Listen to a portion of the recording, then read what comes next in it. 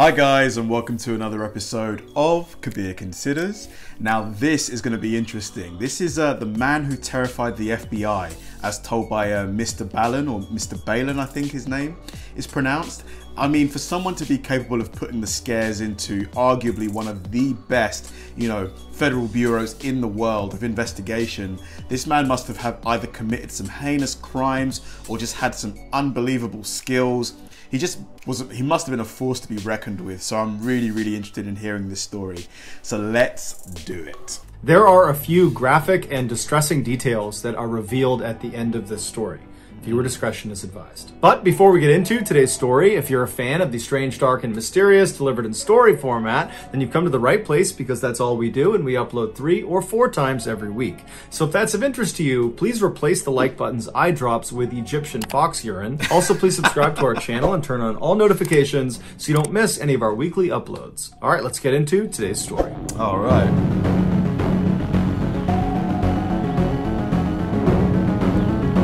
Man who terrified the FBI. On the morning of February 2nd, 2012, a young man pulled off a 4-lane highway in Anchorage, Alaska, into a large, snowy parking lot. He passed by dozens of parked cars until he arrived in front of this small shack that was brightly teal colored. It was a popular coffee shop called the Common Grounds, and this young man worked as a barista there. After he parked his car, he walked up to the white door employee entrance to this little building, and he got his key out and he went to unlock the door, but when he turned the key, he saw the door was already unlocked. He knew the girl who had worked the previous night and would have been responsible for locking the shop up.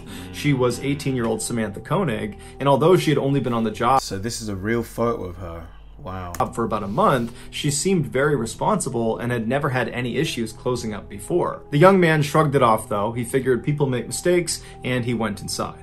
Right away, he noticed that a couple of things just seemed out of place. It was like Samantha must have just left in the middle of her shift without even attempting to clean up. There were napkins on the ground, there were towels out, there were cups still out. And so as this young man is walking over to the cash register to unlock it, he's running through scenarios in his head about how Samantha could have been so sloppy. And then he reached down with his register key, and just like the door, the cash register was already unlocked. Sounds like this place was burglarized. Someone broke in. He pulled the tray out, all the money was gone. And that's when he knew they had been robbed. Yep. And so he called his boss. The night before, Samantha had asked her boyfriend, Dwayne, to pick her up after her shift at the Common Grounds. Dwayne arrived in front of the kiosk at about 8:30 p.m., which was 30 minutes after her shift should have been over. Dwayne had gotten held up at his job, which is why he was late. And so when he gets there, Dwayne looks around the parking lot and he doesn't see Samantha anywhere. He sees the coffee shop itself is totally dark and looks like it's been closed up for the night. And so Dwayne gets out of his truck into the freezing cold night air, and he walked up to the window of this coffee shop and he pressed his face up to the glass to look inside, but there was nobody in there. Dwayne automatically went back to the fight he had gotten into with Samantha earlier in the night via text message. She had accused him of cheating on her. He had been kind of nonchalant, like he didn't care about it, and what ensued was a really ugly fight. And so as Dwayne is walking back to his truck, he's thinking to himself, maybe Samantha just didn't want to see him because of the fight, and so at the end of her shift, she got a ride home from her father or maybe from a friend, and that's why she's not here. And so Dwayne gets back inside of his truck and he sends a text message to Samantha asking if she's okay, if she's gotten home. But after several minutes of no response from her, Dwayne, even though they were fighting, he still cares an awful lot about his... He's gonna start panicking. Like, that's what any guy, who has any love for his girlfriend would do. Girlfriend, he decides, I gotta go by her house and make sure she's there and that she's okay. And so a couple minutes later, he gets to her house, he goes up to the door, and her single father, James, answers the door. Dwayne explains that he didn't see Samantha after her shift and just wanted to make sure she was here, but James says, she's not here. I have no idea where she is. I haven't spoken to her. And so the two men go into James's kitchen, they sit down, and they start texting and calling Samantha to try to figure out where she is. And after a couple of minutes, Dwayne's phone lights up, and it's a text message from Samantha. And the message clearly indicates that she's still very upset with Dwayne, but she's saying that she needs some time to think, and that she's gonna be with some friends for a couple of days, and would he, Dwayne, let her father know where she was. And so Dwayne shows James the text message, and Samantha's father looks at it and he's thinking to himself, you know, this is very uncharacteristic of Samantha. He had raised Samantha since she was 2 years old, and they were very close. They shared everything with each other. It didn't make any sense that she wouldn't contact him directly to say that she was going to be out with friends for a couple of days. And it didn't make sense that she would ignore all of his phone calls and text messages when clearly he was worried about her. Yeah, because it's not like she's having an argument with her dad. She's having an argument with her boyfriend. So there would be no reason for her to not pick up at least one of his calls. The two men stayed up super late, calling and texting, hoping to get more information from Samantha,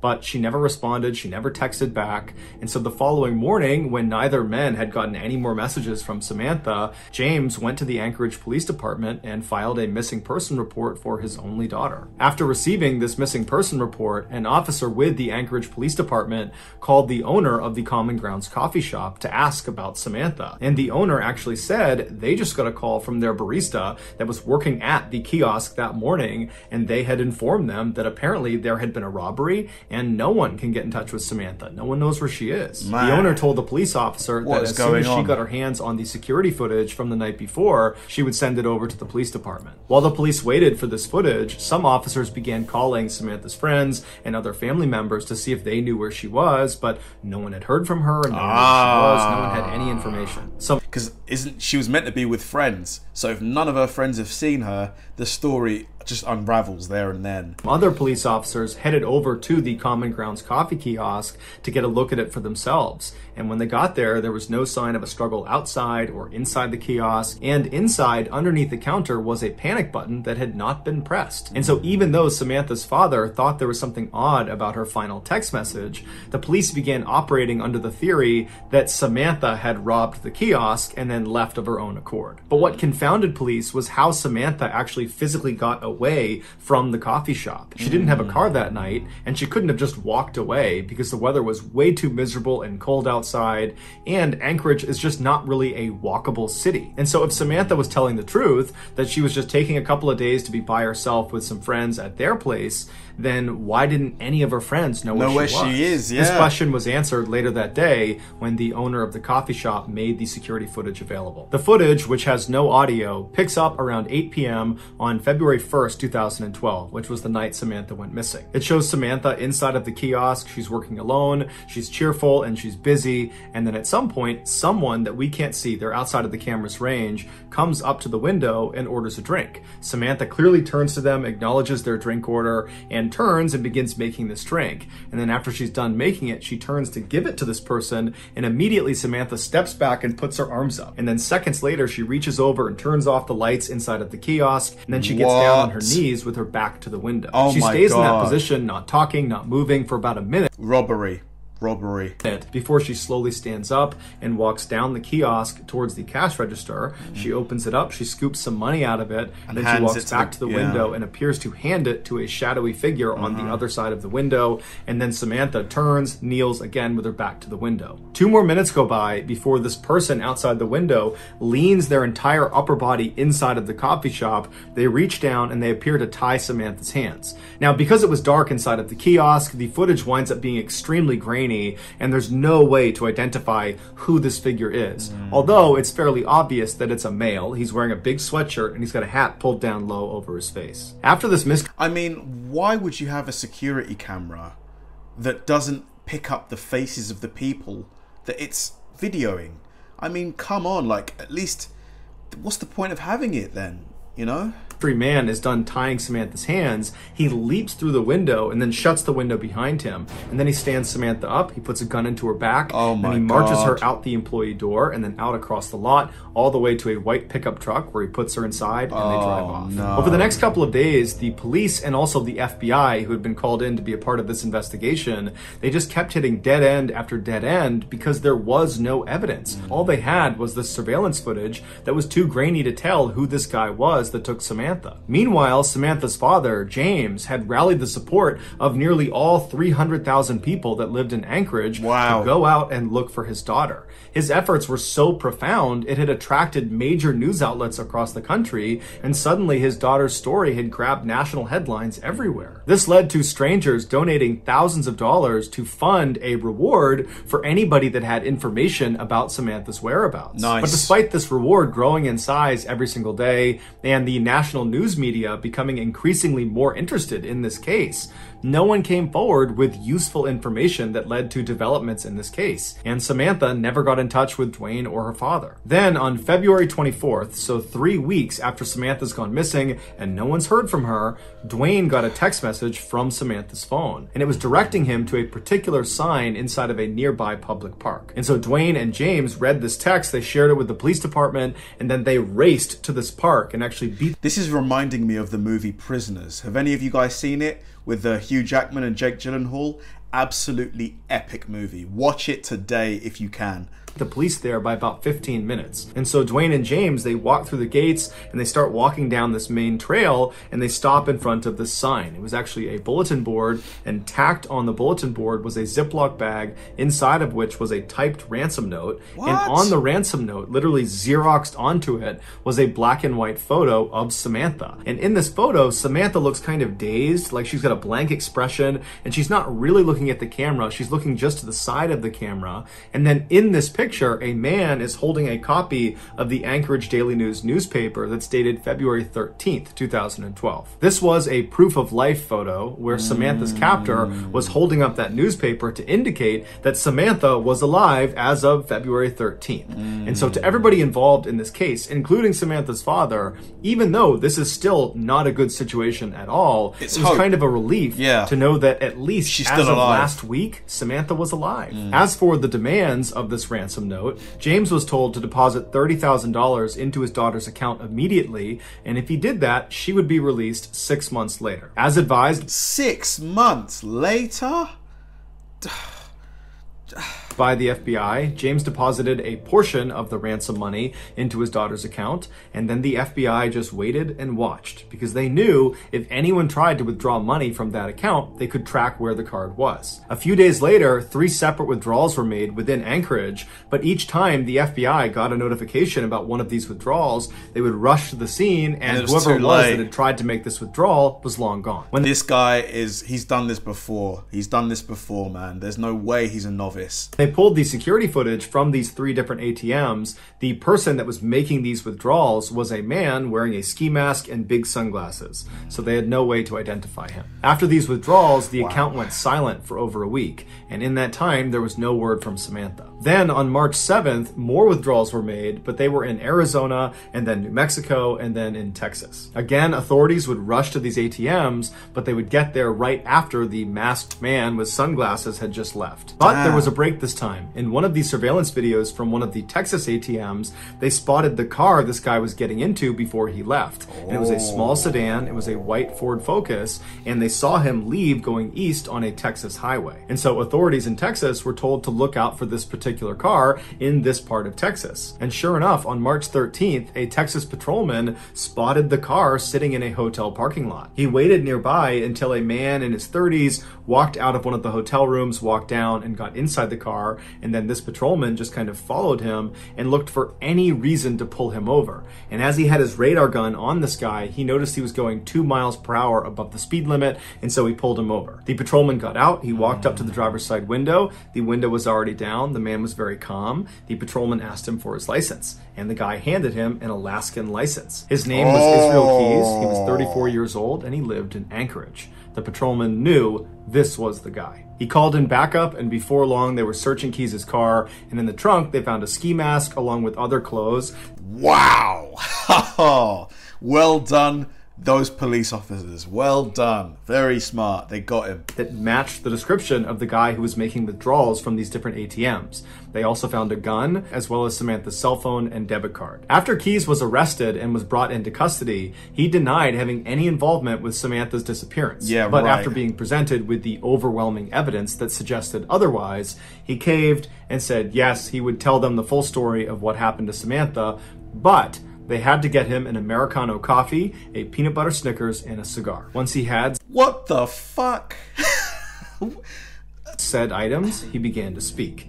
And what he said was so disturbing and so graphic, the FBI still has not released the full transcript of his confession. Here is the version of events based on what was made public. On February 1st, 2012, Keyes decided he was going to rob the Common Grounds coffee kiosk. He walked up to the window expecting there to be some teenager working inside, and he was right. It was Samantha. He asked her for an Americano, and while she turned to make his drink, suddenly his plan changed. Not only was he going to steal money from inside of this coffee shop, he decided he was going to steal Samantha from this coffee shop. When she turned back with his drink and handed it to him, he discreetly pulled his gun out and aimed it at her and told her this was a robbery. That's when she backed up and put her hands up, and then she turned around, he tied her hands, he jumped back inside, and then he said after he shut the window, he jammed napkins inside of her mouth so she couldn't make any sound, and then he marched her out the door, outside, into his car, and they took off. Once they were in the vehicle, he pulled the napkins out of her mouth, and he told her if she tried to escape, or if she tried to flag anybody down, that he would just kill her. And so he said she was very obedient. She was obviously very scared, but she was trying to do her best to stay composed. At some point, Keyes reached over and took her phone and sent that text message to her boyfriend, informing him that she was going to be spending a couple of days with friends and that he should tell her father. And then Keyes told Samantha he was going to be holding her hostage and trying to extract some ransom money. Samantha told Keyes that her family was very poor and that he wouldn't get much money out of them. To which Keyes said, "Don't worry about it. I know they'll raise money and they'll come up with it somehow." Then they drove around Anchorage for several hours, periodically stopping so Samantha could get out and relieve herself, other times so Keyes could smoke a cigar. Then around midnight, Keyes made his way back to his house and he pulled into the driveway and he turned to Samantha and he had her go in the back seat and lie down, and he put some tarps over her and he told her if she tried to escape, he would kill her. And then Keyes got out and he walked inside of his house where his 10-year-old daughter and his girlfriend were fast asleep. And in just a few hours, Keyes and his daughter were scheduled to go to New Orleans for a 2-week-long luxury cruise. Keyes left his house and went back to his car. He put a blindfold on Samantha and then led her down the driveway to his shed. Once inside, he sat her down on an upturned bucket in the back. I mean, what kind of sicko can actually do this? Can go ahead and actually kidnap someone in these circumstances? Like, what are you doing? Honestly, it's just crazy to me. Back of the shed, and then he put a rope around her neck and he anchored each end of the rope to the wall so she was pinned to the wall. Then Keyes turned his radio all the way up to make sure it masked any noise she might make, even though he reminded her repeatedly that if she made any noise, he would just kill her, and by and large, she was very obedient. And then he gave her a couple of cigarettes to smoke and told her it was going to be just fine, to just chill out, that he was going to get the ransom money from their family, and then as soon as that was done, he would let her go. He turned on some space heaters to keep the space warm, and then he left and locked the door. He walked back into his house and double-checked that his daughter and his girlfriend were still asleep. They were. Afterwards, so he had a family. Unbelievable. he started drinking some wine and relaxing, and then after a little while, he got a cup of water and he went back out to the shed. He went inside and he gave the water to Samantha, and he said Samantha was very composed. She was obviously frightened, but she asked him, "Did you speak to my father? Did you figure out the ransom situation?" And Keyes told her that, "Yes, I talked to your father. Everything's working out fine. He's going to raise the money. We're going to get you out of here. Everything's going exactly to plan." After that, he walked up to Samantha and he unscrewed the 2 anchors that were holding that rope up against her throat, and then he cut the zip ties on her wrist, allowing her to relax and sit forward and just kind of be at ease for a second. And it was very obvious that Samantha was relieved. Her nightmare was about to be over. But then seconds later, Keyes grabbed her really aggressively and tied her up all over again, this time much more thoroughly and much more tightly. It had been a cruel trick. When he cut her handcuffs and undid her necktie, he just wanted to see what she would do if she thought she was being let go. When in reality, he was never going to let her go. There was no ransom. He had not spoken to her father. It was all a big lie. Keyes told investigators that as he was tying her up for that second time, he looked at her face, and she had this look of total resignation. He said she knew what was about to happen to her. After Keyes tied her up, he left the shed and locked it behind him. He went inside to check one more time to make sure his 10-year-old daughter and his girlfriend were still asleep. When they were, he went back to the shed, he opened it up, he went inside, and this time when he stepped inside, it smelled like urine and sweat, and he looked down at Samantha and she was terrified. He walked up to her and he began to assault her. Man, if you were Samantha's father, I would beg the FBI to leave, just put me in a room with him. Just for a couple of hours. Please. Please. Oh my God, I would want to destroy that guy. I would literally want to destroy him. And then after he was done, he was standing over her, getting his clothes back on, and Samantha very stoically looks up at him and says, "Are you going to kill me?" And he says, "Yes, I am." As he put on his leather gloves, she tried to talk him out of it, but he said there was no other way. Keyes would tell investigators that he was very impressed with Samantha's bravery. Shortly before 4 a.m., Keyes drove a knife into Samantha's back before choking her until she stopped moving. He told investigators that she never made a sound. After she was dead, Keyes left the shed and locked it. So he killed her. Oh, no. No. I thought she was going to come out alive, man. Behind him. He went into his house, he took a shower. Afterwards, he woke up his daughter and told her to start getting ready because they were leaving soon for the airport. While his daughter was getting ready, Keyes went back out to the shed. He went inside. He rolled Samantha's body up in a tarp and pushed her towards the back. He unplugged the space heaters, turned off the lights, turned off the music, and then double locked the shed and went back inside the house to make his daughter breakfast. At 5 a.m., a cab showed up at the house, and Keyes and his daughter hopped inside, and they made their way to the airport and then on to New Orleans, where they went on their 2-week-long vacation. After they got back, Keyes went inside of his shed. He unrolled Samantha from her tarp, and by his account, she still looked fairly lively, and so he dressed her in some new clothes. He put lots of makeup on her face. He braided her hair, and then he stitched her eyelids open so it gave the impression she was alive and alert. And then he held up a copy of the Anchorage Daily News next to her, and then took several photos, creating that proof of life photo for the ransom note. If you want to see this photo, you can Google it, but that's up to you. After he took these pictures, he chopped her body up into pieces and then disposed of her in a nearby frozen lake. It would turn out Samantha was not Israel Keyes' first victim. He was in fact a serial killer who specifically preyed on completely random people because he enjoyed watching them die. Over the years, I'm not the biggest fan of capital punishment, but give that guy the chair. Give him the chair. He had hid what he called kill kits all over the United States, which were these caches filled with weapons and other tools designed to capture and kill people. This way, no matter where he was in the country, when he had an urge to go kill someone, he would just go to his nearest kill kit, dig it up, and then go target a random stranger. And he didn't care if you were young, old, big, small, male, female, alone, or in a group. Everyone was a target of opportunity. Keyes told investigators that as soon as he saw Samantha inside of that coffee kiosk, instantly he knew he was going to kill her. Everything about the ransom, the robbery, all of it was just a lie to keep her in line, to give her some hope that she might get out of this alive. When in reality, the second she walked outside of the doors of that kiosk, she was dead. Keyes admitted to killing Samantha as well as an older couple up in Vermont, but he would take his own life in a jail cell in December of 2012 before he named any of his other victims. And so to this day, we have no idea how many people he killed. The best guess is 11 based on a drawing he made in his jail cell, but that's just a guess. So that's gonna do it, guys. If you found the secret in today's video, let us know in the comments what it is and where you found it, so give us the timestamp. And if you're the first to do that, we will pin you at the top of the comments. Man, that really gave me the heebie-jeebies, man. Just an absolute monster, a psychopathic monster who, honestly, yeah, the world is better off that he's no longer alive, honestly. It's just the things he did and the rationale for why he did it, absolutely disgraceful, disgusting, horrible. Thanks for watching, guys, and I'll see you in the next one.